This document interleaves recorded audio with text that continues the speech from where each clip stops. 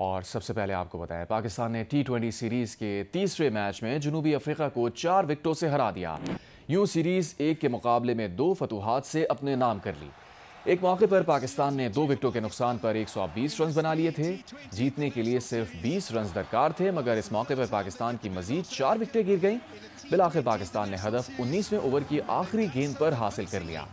بابر اعظم شاندار پرفارمنس میں نظر آئے اور انہوں نے 47 گیندوں پر 68 خوبصورت رنز بنائے۔ شائقین نے ہر اسٹروک پر بابر اعظم کو دل کھول کر داد دی۔ اس سے پہلے جنوبی افریقہ کی ٹیم نے 9 وکٹوں پر 139 رنز بنائے۔ شاہین آفریدی نے 3، پہلا میچ کھیلنے والے عثمان طارق اور فہیم اشرف نے 2 کھلاڑیوں کو آؤٹ کیا۔ Chairman Pakistan cricket board Mohsin Naqvi نے جیت پر پاکستانی ٹیم کو مبارکباد دی اور کہا well done green shirts. Pakistan نے افغان طالبان ترجمان کے حالیہ گمراہ کن بیان کو سختی سے مسترد کر دیا ہے۔ پاکستان نے افغان سرزمین پر موجود دہشت گردوں کی گرفتاری کا واضح اور 2 ٹوک مطالبہ کیا تھا، جس پر افغان فریق کے دعووں کے برعکس پاکستان نے دہشت گردوں کی فوری تحویل کی پیشکش بھی کی۔ استنبول مذاکرات سے متعلق حقائق کو افغان طالبان کے ترجمان نے دانستہ طور پر توڑ موڑ کر پیش کیا۔ ذرائع کے مطابق مذاکرات میں پاکستان نے افغان سرزمین پر موجود دہشت گردوں کی گرفتاری کا واضح اور 2 ٹوک مطالبہ کیا تھا، جس پر افغان فریق کے دعووں کے برعکس پاکستان نے دہشت گردوں کی فوری تحویل کی پیشکش بھی کی تھی۔ پاکستان نے یہ موقف پیش کیا کہ مطلوب عناصر کی حوالگی صرف سرحدی انٹری پوائنٹس کے ذریعے قواعد و ضوابط کے مطابق ممکن ہے۔ وزارت اطلاعات نے کہا ہے کہ پاکستان کا موقف ہمیشہ واضح، مستقل اور ریکارڈ کا حصہ رہا ہے اور اس کے برخلاف کوئی بھی بیان صرف غلط فہمی یا بدنیتی پر مبنی ہے۔ پاکستان کے خلاف کوئی بھی غلط بیانیہ یا جھوٹا پروپیگنڈا ناقابل قبول ہے۔ افغانستان کی جانب سے کیے گئے جھوٹے اور بے بنیاد دعوے حقائق کے منافی ہیں اور پاکستان ایسے کسی بھی متضاد دعوے کو سختی سے گمراہ کن اور بے بنیاد قرار دیتا ہے۔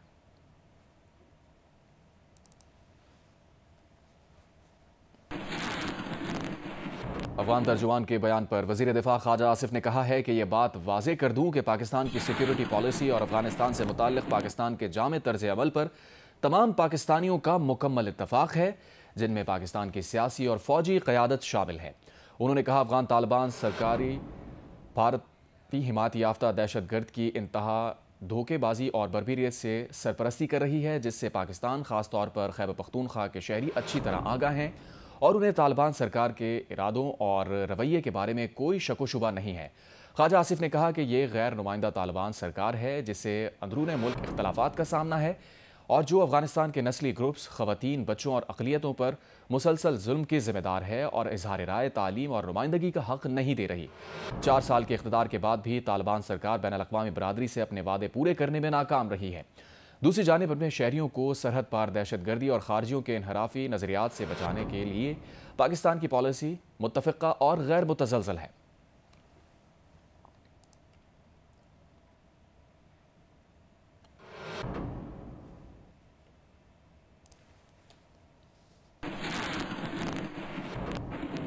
وفاقی وزیر اطلاعات عطا تارڑ نے کہا ہے کہ افغان طالبان نہ 3 میں ہے نہ 13 میں، مقبوضہ کشمیر پر ان کے حالیہ موقف کی کوئی اہمیت نہیں۔ افغان وزیر خارجہ نے بھارت میں بیٹھ کر کشمیر پر بیان دیا۔ ان سے کس نے پوچھا ہے کہ کشمیر پر ان کا موقف کیا ہے؟ پاکستان پہ جب مغربی سرحد پہ حملہ کیا گیا تو ان کے وزیر خارجہ دلی بیٹھے تھے، وہاں جا کے کشمیر پہ کامنٹ کریں بھئی آپ سے کسی نے پوچھا ہے کشمیر پہ آپ کا کیا آپ کا سٹانس ہے، کیا آپ کا سٹیٹس ہے؟ آپ نہ 3 میں نہ 13 میں، نہ آپ کہیں پہ ریپرزینٹ ہوتے ہیں انٹرنیشنل لیول پہ، آپ ہمیں سکھا رہے ہیں کہ جی وہ کشمیر پہ ہمارا یہ سٹانس ہے۔ بھئی تم مانو نہ مانو، تمہارے ماننے سے کیا ہوتا ہے؟ وزیر اعظم شہباز شریف کا 59 لاکھ ریکارڈ ٹیکس گوشوارے جمع ہونے پر FBR حکام کو خراج تحسین۔ کہا 9 لاکھ نئے ٹیکس فائلرز کا ٹیکس نیٹ میں آنا عوام کی حکومت کی پالیسیز پر اعتماد کی عکاسی کرتا ہے۔ ٹیکس نظام کی اصلاحات سے مثبت نتائج مل رہے ہیں۔ FBR میں میرٹ کی بالادستی کو اولین ترجیح دی۔ ٹیکس آمدن میں 9 ارب کا اضافہ حکومت کی FBR اصلاحات کا منہ بولتا ثبوت ہے۔ FBR نظام کی مزید اصلاحات کا تسلسل جاری ہے۔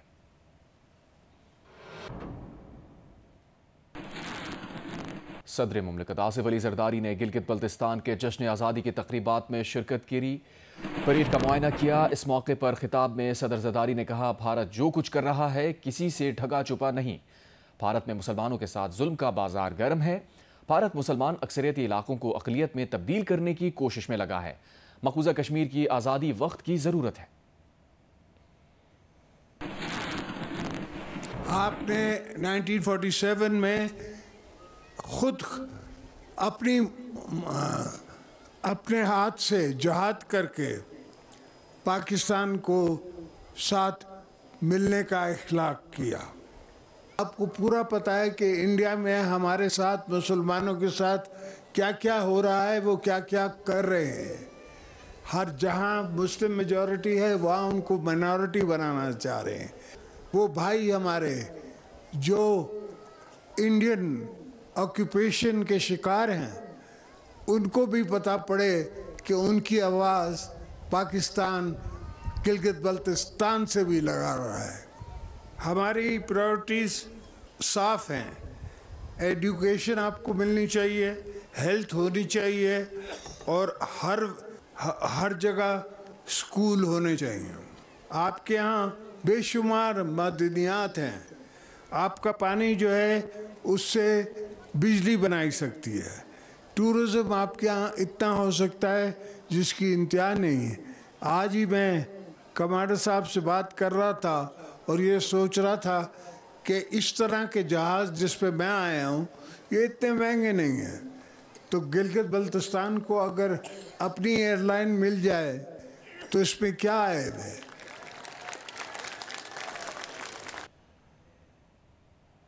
اور ڈوگرا راج سے آزادی کا دن آج گلگت بلتستان بھر میں جوش و خروش سے منایا گیا.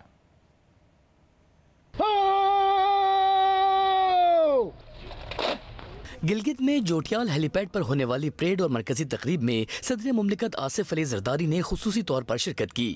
اس سے قبل پرچم کشائی کی تقریب تاریخی چنار باغ گلگت میں منعقد ہوئی اور وزیر اعلیٰ حاجی گلبر خان اور دیگر اعلیٰ سول و عسکری حکام نے یادگار شہداء پر حاضری دی اور پھولوں کی چادریں چڑھائیں. ڈویژنل ہیڈ کوارٹر اسکردو میں ریلی نکالی گئی. پولیس کے چاقو چوبند دستے نے یادگار شہداء پر سلامی پیش کی.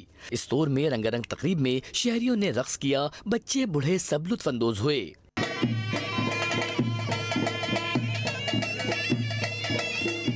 دیامر، چلاز، غزر، ہنزا میں بھی مختلف سرکاری اور نجی اداروں کی جانب سے تقریبات اور ریلیوں کا اہتمام کیا گیا.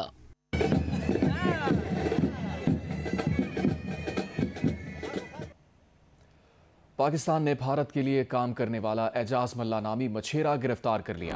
وزیر اطلاعات عطا تارڑ نے بھارتی ہینڈلرز کے بیانات بطور ثبوت پیش کر دیے. کہا آپریشن سندور کی ناکامی کے بعد بھارت نے جھوٹی مہمات شروع کر رکھی ہیں. بھارت پاکستان کی معرکہ حق میں فتح اور سفارتی کامیابیوں سے پریشان ہے. وزیر مملکت برائے داخلہ طلال چودھری نے کہا بھارت کا پروپیگنڈا آپریشن ایکسپوز ہو گیا. ہم ہر جگہ مقابلہ کریں گے اور دشمن کو بے نقاب کریں گے. یہ رنگے ہاتھوں پکڑا گیا اور یہ ساز و سامان لے کر بھارت جا رہا تھا. اس کو ہائی سیز سے گرفتار کیا گیا اور بھارت جاتے ہوئے گرفتار کیا گیا. یہ تمام چیزیں سے برآمد ہوئی. یہ اکیلا ہی جا رہا تھا.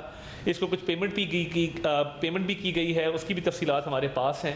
تو اس کو دیکھیے بھرپور طریقے سے اس کو نہ صرف میڈیا پہ اٹھایا جائے گا بلکہ اس کو عالمی فورمز کے اوپر بھی تھرو دی فورن آفس اس کو ٹیک اپ کیا جائے گا ہر عالمی فورم پہ تاکہ بھارت کی سازش کو بے نقاب کیا جائے. جو پروپیگنڈا وارفیئر بھارت کرتا ہے اس میں افغانستان اس طرح شریک ہوا کہ پاکستان پہ جب مغربی سرحد پہ حملہ کیا گیا تو ان کے وزیر خارجہ دلی بیٹھے تھے. افغانستان بھی بھارت سے سیکھ رہا ہے کہ پروپیگنڈا وارفیئر کیسے کرتے ہیں. مگر جس طرح میں نے پہلے کہا تھا کہ وہاں جا کے کشمیر پہ کامنٹ کریں بھئی آپ سے کسی نے پوچھا کشمیر پہ آپ کا کیا آپ کا سٹانس ہے, کیا آپ کا سٹیٹس ہے. آپ نہ 3 میں نہ 13 میں نہ آپ کہیں پہ ریپرزینٹ ہوتے ہیں انٹرنیشنل لیول پہ. آپ ہمیں سکھا رہے ہیں کہ جی وہ کشمیر پہ ہمارا یہ سٹانس ہے. بھئی تم مانو نہ مانو تمہارے ماننے سے کیا ہوتا ہے. یہ پروپیگنڈا آپریشن ہے. یہ اسی طرح فیک انکاؤنٹرز کرتے ہیں, سٹیج انسیڈنٹ کرتے ہیں, اس کے ساتھ پھر اس طرح کی چیزیں یہ جی سیم اور یہ وردی اور یہ نام مل گیا ہے اور اس کے بعد اور یہ سب کچھ اس لیے کرتے ہیں کہ تاکہ انٹرنیشنلی اور اپنے جو انٹرنل حالات ہیں. بہار کا الیکشن ہے, الیکشن قریب ہے, پہلگام پہ پٹے ہیں, اس کے بعد جو آپ نے حملہ کیا اس میں پٹے ہیں. اب آپ کو کوئی اور ایک اس طرح کی کوئی چیز چاہیے اپنی خفت مٹانے کے لیے. وہ کبھی کرکٹ والی بات وہاں خفت مٹاتے ہیں, کبھی پروپیگنڈا کر کے بناتے ہیں, کبھی بڑکے مار کے بناتے ہیں, اور یا پھر دوبارہ آپ اسی طرح کی کوشش کر رہے تھے. آپ دوبارہ ایک دفعہ رنگے ہاتھوں پکڑے گئے ہیں. ہماری سوئل، ہماری زمین کسی کے اگینسٹ استعمال نہیں ہوتی، یہ ہم ذمہ داری سے کہہ سکتے ہیں.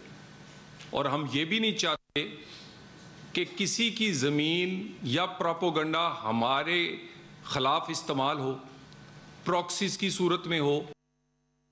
بھارت کے لیے کام کرنے والے اعجاز ملا نامی مچھیرے نے بتایا کہ بھارتی ایجنسیز نے اسے کھلے سمندر سے پکڑا. فورسز کی وردیاں، موبائل فون کے سمز، پرانی پاکستانی کرنسی اور فون کے بلز لانے کو کہا. دھمکی دی کہ اگر ہمارے لیے کام نہ کیا تو 2 سے 3 سال جیل میں گزارو گے. ان کے لیے کام کرنے کی حامی بھرنے پر جیل سے رہائی ملی.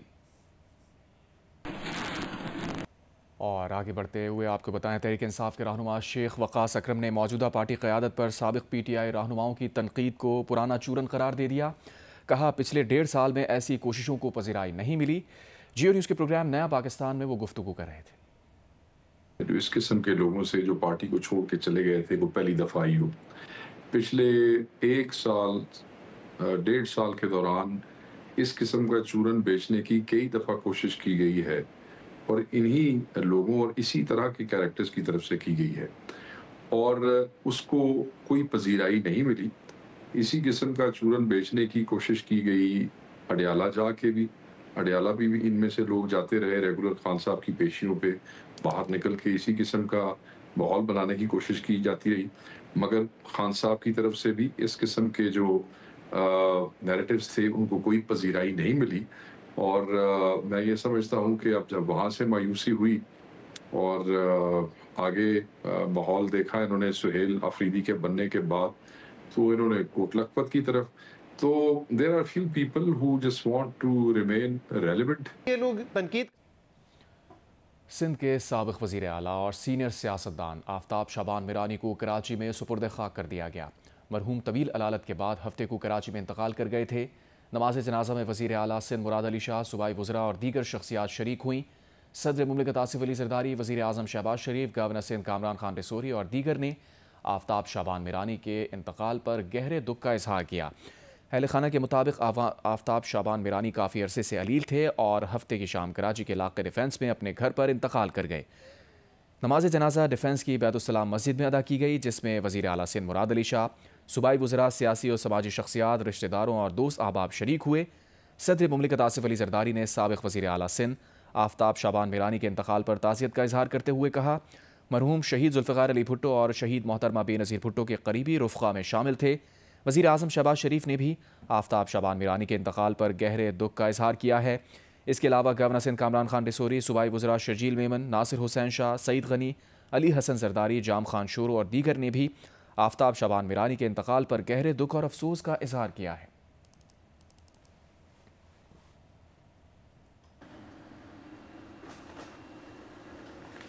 پیپلز پارٹی کے رہنما اور سابق وزیر اعلیٰ سندھ آفتاب شعبان میرانی 95 سال کی عمر میں انتقال کر گئے. آفتاب شعبان میرانی کی زندگی پر رپورٹ دیکھیے مکیش رپاتے کی. پیپلز پارٹی کے مرکزی رہنما سابق وفاقی وزیر آفتاب شعبان میرانی کراچی کے نجی اسپتال میں زیر علاج تھے. ان کو گھر لایا گیا جہاں وہ انتقال کر گئے. آفتاب شعبان میرانی شکارپور کے مقامی زمیندار غلام قادر میرانی کے گھر میں 18 جنوری 1930 میں پیدا ہوئے. ابتدائی تعلیم کراچی کے کاؤنٹ آف جیزس اینڈ میری اسکول سے حاصل کی. آفتاب شعبان میرانی نے سیاست کی شروعات 1952 میں میونسپل کمیٹی کے کونسلر کی نشست جیت کر کی.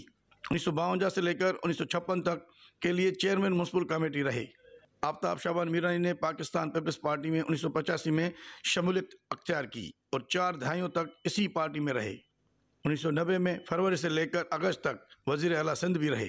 1993 سے لے کر 1996 تک وفاقی وزیر دفاع بھی رہے. آفتاب شعبان میرانی متعدد بار قومی اور صوبائی اسمبلی کے رکن رہے. وہ آخر تک پیپلز پارٹی کے ساتھ کھڑے رہے. آفتاب شعبان میرانی نے سوگواران میں 1 بیٹا اور 3 بیٹیاں چھوڑی ہیں. مکیش رپیتا، Geo News, Shikarpur. D I G traffic Karachi Pir Muhammad Shah نے کہا ہے کہ ٹریفک کنٹرول کیمروں کی نگرانی کے دوران لوگوں کی نجی سرگرمیوں سے متعلق وائرل ہونے والی 2 تصاویر پر انکوائری جاری ہے. پروگرام رپورٹ کارڈ میں انہوں نے خبردار کیا کہ نمبر پلیٹ سے ٹریفک کنٹرول کیمروں کو دھوکہ دینے والے خود کو چھوٹے مسائل سے بچانے کے لیے بڑے مسئلوں میں پھنس رہے ہیں. لوگوں کی تصاویر سوشل میڈیا کے اوپر بڑی لیک ہو رہی ہیں، اس کے لیے کیا کارروائی کی گئی ہے؟ ایک یہ تو بریچ آف پرائیویسی ہے، بالکل یہ دو پکچرز بالکل وائرل ہوئی ہیں اور اس کے اوپر ہم نے تو بڑا کام کیا ہے، بلکہ یہ ہم سے بھی اوپر آئی جی سندھ نے اس کی نا انکوائری کمیٹی بنائی ہے اور وہ دیکھ رہے ہیں، وہ they are technologically savvy people. یہ انکوائری ہو رہی ہے کہ واقعی کیا ہمارے سسٹم کی پکچر ہے یا کوئی پرائیویٹ پکچر کوئی کیمرے کی ہے. کب تک اس انکوائری کا رزلٹ ہم ایکسپیکٹ کریں؟ میرے خیال میں تو یہ ٹیکنیکل انکوائری ہے، منڈے تک ختم ہو جانی چاہیے. ڈیٹا کو سفٹ کرنا ہے، پتہ لگ جائے گا، ٹائم سٹیمپڈ ساری ایکٹیویٹی ہے، سب کے یوزر آئی ڈیز ہیں، پاس ورڈز ہیں، پتہ لگ جائے گا کسی نے کیا ہے. بہت ساری ویڈیوز دیکھتے ہیں جس کے اندر نمبر پلیٹس کے اوپر کوئی نہ کوئی ایسا سٹیکر چپکا دیا جاتا ہے یا کوئی ایک الفابیٹ یا نمبر چھپا دیا جاتا ہے جس سے کیمرہ اس کو کیچ نہیں کر سکتا. یہ بتائیں ایسی صورتحال میں پھر کیا ہوتا ہے؟ دیکھیں اس طرح کی تمام گاڑیاں جن کے نمبر پلیٹس انہوں نے فرج کیے ہیں، ٹیمپر کیے ہیں، تو ان کو ہم BL کر دیتے ہیں وچ از بلیک لسٹ. وہ پھر ہماری ٹریفک سے وہ ہٹ جاتی ہے بات، وہ چلی جاتی ہے سیف سٹیز کو. سیف سٹی والے پھر اپنے 15 والوں کو بتاتے ہیں، پھر وہ گاڑی مارک ہوتی ہے. پھر جب بھی وہ گاڑی کو پکڑیں گے اس کے اوپر FIR ہو جائے گی. وہ چھوٹے مسئلے سے بچنے کے لیے اپنے آپ کے لیے بڑا مسئلہ دیکھ رہے ہیں. آج دنیا بھر میں صحافیوں کے خلاف جرائم میں سزا سے استثناء کے خاتمے کا عالمی دن منایا جا رہا ہے. پاکستان میں گزشتہ ایک سال میں صحافیوں کے خلاف حملوں اور جرائم میں 60% اضافہ ہوا ہے. رواں سال بدنام زمانہ پیکا ایکٹ کے تحت رائے دینے کو قابل دست اندازی بنا کر FIA اور پولیس سمیت NCCIA نے درجنوں مقدمات درج کیے. آصف بشیر چودھری رپورٹ کر رہے ہیں. پاکستان میں صحافیوں کے خلاف حملوں اور جرائم میں گزشتہ ایک سال میں 60% اضافہ ہوا ہے. یہ انکشاف کیا گیا ہے فریڈم نیٹ ورک کی سالانہ امپیونٹی رپورٹ 2025 میں. رپورٹ کے مطابق پاکستان میں اظہار رائے کی آزادی اور صحافیوں کے تحفظ کی صورتحال مزید بگڑ رہی ہے. ایک سال میں کل 142 کیسز دستاویزی شکل میں رپورٹ ہوئے. رپورٹ کے مطابق فروری 2024 کے عام انتخابات کے بعد صحافیوں اور میڈیا پروفیشنلز کے خلاف نفرت انگیزی میں بہت اضافہ ہوا، جس کے باعث ملک کے تقریباً تمام علاقے صحافت کے لیے غیر محفوظ بن گئے. موجودہ وفاقی حکومت کے پہلے سال کے دوران 30 صحافیوں اور میڈیا کارکنوں کے خلاف 36 مقدمات درج کیے گئے. بدنام زمانہ پیکا ایکٹ کے تحت 22 جبکہ 14 مقدمات پاکستان پینل کوڈ کے تحت درج کیے گئے. آزادی اظہار رائے پر قدغن لگانے اور تنقیدی آوازوں کو دبانے کے لیے قانونی فریم ورک کا استعمال اب حکومت کا پسندیدہ ہتھیار بنتا جا رہا ہے. رپورٹ کے مطابق پنجاب اور اسلام آباد صحافیوں کے لیے سب سے خطرناک علاقے ہیں. ان کے بعد خیبر پختونخوا، سندھ، بلوچستان اور آزاد کشمیر کا نمبر آتا ہے. آصف بشیر چودھری، جیو نیوز، اسلام آباد. کراچی کے علاقے سولجر بازار میں واقع تاریخی سرکاری اسکول جیو فلہرس کی طالبات کی تعلیم ایک بار پھر خطرے میں پڑ گئی. اسکول کے مرکزی دروازے کو تالا لگا کر بند کر دیا گیا. صبح سویرے اسکول کی طالبات نے اسکول بند ہونے پر دھرنا دے کر احتجاج کیا. اسکول انتظامیہ کے مطابق رات 8 بجے کچھ لوگوں نے خود کو SBCA کے افسران کہہ کر اسکول کو تالے لگا دیے. حالانکہ اسکول انتظامیہ کو اسکول سیل کرنے کا کوئی نوٹس نہیں ملا. یاد رہے اس سے پہلے 2017 میں بھی اسکول پر قبضے کی کوشش کی گئی تھی. 2023 میں سندھ ہائی کورٹ نے سندھ حکومت کی اپیل پر فیصلہ سناتے ہوئے جیو فلہرس اسکول کی زمین سجاد بشیر کو دینے کا فیصلہ کالعدم قرار دیا تھا. لیز دستاویزات کے مطابق جیو فلہرس اسکول کی زمین جولیا فلورنس ڈیابرو کی ہے. جولیا فلورنس نے 1948 میں اسکول کی زمین چرچ کو بطور گفٹ دینے کی وصیت کی. 1989 میں ضلعی عدالت نے وصیت کے مطابق گفٹ کو قانونی قرار دیا. بعد ازاں جولیا فلورنس کے اہل خانہ نے زمین کو بطور گفٹ چرچ کو دے جانے کو چیلنج کیا. جوڈیشل مجسٹریٹ نے 2010 میں صلح نامے کے بعد چرچ کو دی گئی زمین کی گفٹ ڈیڈ منسوخ کر دی. اس دوران KMC 816 روپے ماہانہ کرائے پر اسکول چلا رہی تھی. KMC نے 1994 کے بعد اسکول کا کرایہ دینا بند کر دیا. سجاد بشیر نے زمین خالی کرانے کے لیے 2011 میں دعویٰ دائر کیا. سنگل بینچ نے سجاد بشیر کے حق میں فیصلہ دیا. سنگل بینچ کے فیصلے کو 2023 میں کالعدم قرار دیا تھا.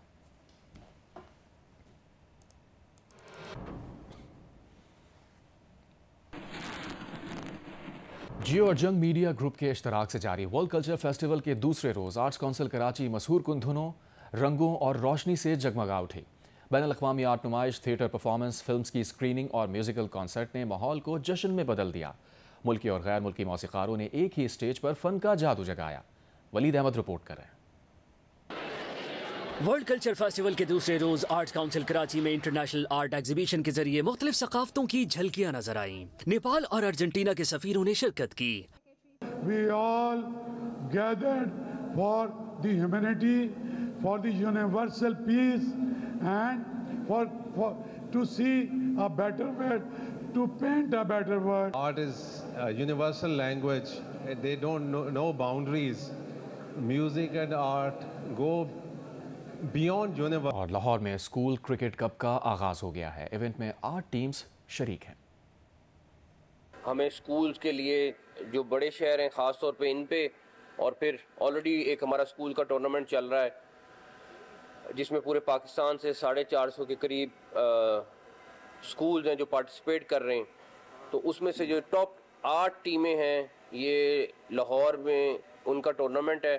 اسی طرح یہ باقی شہروں میں بھی اسی طرح جو ٹاپ 8 ٹیمیں ہوں گی وہ پارٹیسپیٹ کریں گی اور ہر شہر کا جو ونر ہے وہ ڈکلیئر ہوگا. ہم نے ان کے لیے جو سب سے زیادہ ضروری چیز ہے وہ کرنے کی ہے کہ ان کو بتانا ہے کہ اپنی ڈائٹ کا کیسے خیال رکھنا ہے، اپنے آپ کو اسٹرانگ کیسے بنانا ہے. بیکاز اس ٹائم پہ اگر کوئی ٹیم سب سے کم توجہ دے رہی ہے وہ ہم لوگ ہیں جس کو ہم نے ٹھیک کرنا ہے. ہمارے لوگوں کو اس طرح گائیڈ نہیں کیا جاتا، ہمارے پلیئرز کو اس طرح گائیڈ نہیں کیا جاتا کہ آپ نے کیسے اپنی خوراک کو رکھنا ہے، ساتھ لے کے چلنا ہے، ایکسرسائز کتنی ضروری ہے. تو وہ ساری کی ساری چیزیں ہم ایٹ لیسٹ اس جگہ سے شروع کریں گے اور ڈیفینیٹلی جو بڑے پلیئرز ہیں ان تک تو ہم نے جانا ہے. پاکستان نیوی کے زیر اہتمام پاکستان انٹرنیشنل میری ٹائم ایگزیبیشن اینڈ کانفرنس 2025 3 سے 6 نومبر تک کراچی ایکسپو سینٹر میں منعقد ہو رہی ہے. کمانڈر کراچی وائس ایڈمرل محمد فیصل عباسی کا کہنا ہے کہ پائمیک کا دوسرا ایڈیشن پاکستان کے بلو اکانومی روڈ میپ کو آگے بڑھانے میں اہم کردار ادا کرے گا. اس ایونٹ میں دنیا کے تقریباً ہر خطے سے اہم ممالک شریک ہو رہے ہیں. طارق ابوالحسن کی رپورٹ. کراچی کے ایکسپو سینٹر میں انٹرنیشنل میری ٹائم ایکسپو اینڈ کانفرنس 2025 کی تیاریاں آخری مراحل میں ہیں. سعودی عرب، ایران اور ترکیہ سمیت 44 ممالک شریک ہیں. میڈیا بریفنگ میں کمانڈر کراچی وائس ایڈمرل محمد فیصل عباسی کا بتانا تھا کہ پاکستان کی بلو اکنامی کا سالانہ حجم $40 ارب ہے. اس پر کام کیا جائے تو مزید مثبت نتائج حاصل ہوں گے. ملک میں سی فوڈ ایکسپورٹ کا حجم $10 ارب ہے جبکہ ایکسپورٹ صرف $40 سے $50 کروڑ ہے. ایکسپو 2025 پاکستان کے بلو اکنامی روڈ میپ کو آگے بڑھانے میں اہم کردار ادا کرے گی. There is no region of the world which is not being represented during the PIMEC. چاہے افریقہ کی بات کر لیں، امریکہ کی، نارتھ امریکہ والی کر لیں، یورپ کی بات کریں، ایشیا کی بات کریں، تو آپ کو مڈل ایسٹ سے بھی تو ہر جگہ سے کوئی نہ کوئی آ رہا ہے. تو آپ نے ٹرسٹ دیا ان کو کہ وہ آئیں آپ کے پاس اور آ کے یہاں پہ اپنے 3 دن 4 دن یہاں گزاریں، ایگزیبٹ کریں، اپنے لوگوں کو لے کے آئیں، اپنا سامان لے کے آئیں اور پھر یہاں پارٹیسپیٹ کریں. تو یہ بھی ایک اچیومنٹ. میں نے کہا یہ ایک دن کی بات نہیں ہے، اٹ ول ٹیک ٹائم، اس سے وقت لگے گا، لیکن ہمیں اس کی طرف چلنا ہے، ہمیں اپنی کوششوں کو جاری رکھنا ہے اور ہم کنٹینیو کریں گے. کمانڈر کراچی نے بتایا کہ پاکستان نیوی نے چین کے اشتراک سے سمندر میں تیل و گیس کے ذخائر کی اسٹڈی کا آغاز 2018 سے کیا تھا. اب تک 3 سروے ہو چکے ہیں. نتائج بہت حوصلہ افزا ہیں. کانفرنس میں 150 ملکی اور 28 غیر ملکی ماہرین شریک ہوں گے. کیمرہ مین الطاف حسین کے ساتھ طارق ابوالحسن، جیو نیوز، کراچی. حماس کے سیاسی امور اور مذاکراتی ٹیم کے سربراہ خلیل الاحیاء نے وفد کے ہمراہ ترک وزیر خارجہ حاکان فیدان سے استنبول میں ملاقات کی ہے. ملاقات میں غزہ میں جنگ بندی کی صورتحال اور انسانی امداد کی ضرورت پر تبادلہ خیال کیا گیا. خبر ایجنسی کے مطابق یہ ملاقات اس وقت ہوئی جب ترکی پیر کے روز غزہ امن معاہدے پر اجلاس منعقد کر رہا ہے. اجلاس میں ترکی، سعودی عرب، UAE، قطر اور پاکستان سمیت 8 ممالک کے وزرائے خارجہ شرکت کریں گے.